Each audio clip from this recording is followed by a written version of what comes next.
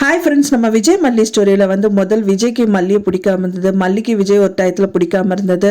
ஃபைனலாக வந்து பார்த்தீங்கன்னா ஒரு ஸ்டேஜில் நம்மளுக்கு எல்லாருக்குமே அந்த சீரியல் பார்க்கறதுக்கு ரொம்ப இன்ட்ரெஸ்டிங்காக இருந்தது. எதுக்காக அப்படின்னா விஜய் மல்லி சேர்ந்து வாழ்ந்தாங்க. ஸோ மனப்பூர்வமாக விஜய் வந்து மல்லி ஏற்றுக்கிட்டாங்க.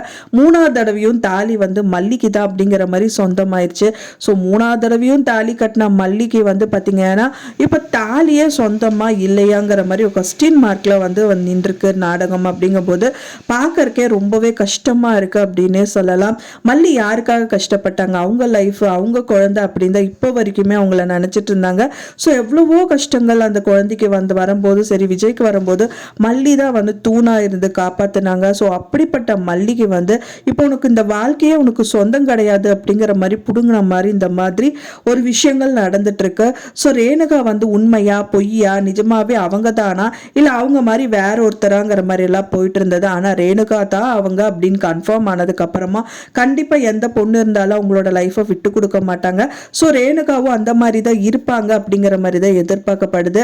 ஆனா இப்ப இருக்கிற மனநிலையில ரேணுகா வந்து பாத்தீங்கன்னா பைத்தியம் பிடிச்ச நிலைமையில இருக்காங்க. ஸோ அந்த மனநிலை வந்து சரியாயிருச்சு. அதையும் வந்து மல்லி தான் மாத்துவாங்க. ஸோ அவங்களுக்கும் வந்து உறுதுணையா இருக்கிறதுனால அவங்களோட மனசு மாறுறதுக்கு நிறைய பாசிபிலிட்டிஸ் இருக்கு. ஏன்னா மல்லி யார் கூட எல்லாம் பழகுறாங்களோ அவங்க கண்டிப்பா மாறிடுவாங்க. ஏன்னா அந்த ஹோட்டல்லே இருக்கும்போது வந்து பார்த்தீங்கன்னா நர்மதாவே மாற வச்சுட்டாங்க விஜயும் மல்லியும் அப்படின்னே சொல்லலாம். ஸோ அந்த மாதிரி இப்போ ரேணுகாவை கண்டுபிடிச்சு அவங்க விஜய் கூட சேர்த்து வைக்கிறதுக்காக தான் அங்கே போயிருக்காங்க. ஸோ அவங்களோட மனநலம் மாறினதுக்கு அப்புறம் அவங்களே வந்துட்டு அவங்க ஹஸ்பண்ட் ஓகே நீ வந்து என்னோட ஹஸ்பண்ட் கூட இரு இல்லை நான் வந்து நான் போயிடுறேன்னு போனா கூட விஜய் வந்து ஒத்துக்குப்பாரா மாட்டாரா? கண்டிப்பா ஒத்துக்க மாட்டாரு. என்னதான் மல்லியை அவங்களுக்கு பிடிச்சிருந்தாலும் வெண்பானால தான் வந்து மல்லியை வந்து விஜய்க்கு ரொம்பவே பிடிக்கும். ஏன்னா வெண்பாவை நல்லா பாத்துக்கிறாங்க, ஒரு நல்ல தாயா இருக்காங்கன்னு சொல்லிட்டு தான் அவங்கள வந்து கல்யாணமே பண்ணிக்கிட்டாரு. ஆனா ரேணுகா அந்த மாதிரி கிடையாது. ரேணுகா அவரோட ஃபர்ஸ்ட் ஒய்ஃப் ரொம்பவே விரும்பி தான் கல்யாணம் பண்ணிக்கிட்டாரு. ஸோ அப்படி இருக்கும்போது அவங்க உயிரோடு இருக்காங்க. அவங்களே அவங்களோட வாழ்க்கையை விட்டு கொடுத்தாலும் விஜய் கொடுக்க மாட்டாரு. கண்டிப்பா ரேணுகா பின்னாடி போறதுக்கு நிறைய பாசிபிலிட்டிஸ் இருக்கு. ரேணுகா பின்னாடி போயிட்டாங்கன்னா அண்ட் தென் வெண்பா பாப்பாவும் பின்னாடி போயிடுவாங்களா அப்படின்னா அது ஒரு கொஸ்டின் மார்க்காக தான் இருக்கும். ஏன்னா மல்லி அவங்களுக்கு ரொம்பவே பிடிக்கும்.